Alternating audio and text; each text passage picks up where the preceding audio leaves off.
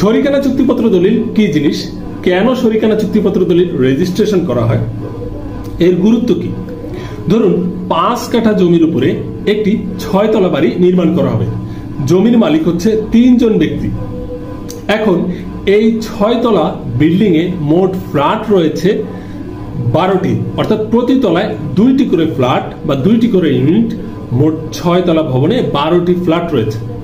এই 12টি ফ্ল্যাটের ভিতরে কে কোন ফ্ল্যাট পাবে সেটি নির্ধারণ করার জন্য যে দলিল রেজিস্ট্রেশন করা হয় সেটি হচ্ছে শরিকানা চুক্তিপত্র দলিল।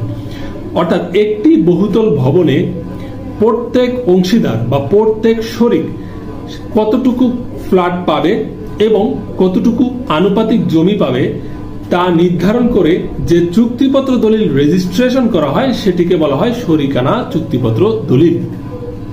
ধরুন একজন ব্যক্তি দ্বিতীয় তলার দক্ষিণ দিকের ফ্ল্যাট পাবে, আবার আরেকজন ব্যক্তি তৃতীয় তলার উত্তর দিকের ফ্ল্যাট পাবে।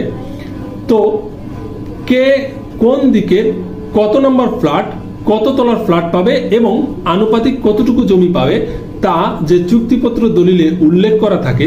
পাশাপাশি কমন স্পেস অর্থাৎ বাড়ির সিঁড়ি, লিফট, জেনারেটর এবং ছাদ ও অন্যান্য এজমালি যে সকল সুবিধা থাকে, কার পার্কিং বা গাড়ির গ্যারেজ সংক্রান্ত এই সকল সুবিধা কোন অংশীদার কিভাবে ভোগ করবে, কোন অংশীদারে, এই সকল বিষয় যে চুক্তিপত্র দলিলের মাঝে উল্লেখ করা থাকে সেটি হচ্ছে শরিকানা চুক্তিপত্র দলিল। অর্থাৎ জমির শরিকগণ নিজেরা একত্রিত হয়ে নিজেদের ফ্ল্যাট এবং জমি ও অন্যান্য এজমালি সুবিধাদি বন্টন করে যে চুক্তিপত্র দলিল সাব রেজিস্ট্রি অফিসে গিয়ে রেজিস্ট্রেশন করে তাকে বলা হয় শরিকানা চুক্তিপত্র দলিল। এই শরিকানা চুক্তিপত্র দলিলই মূলত ফ্ল্যাট নির্দিষ্ট করা হয়, কে কত তলায় কত নম্বর ফ্ল্যাট পাবে।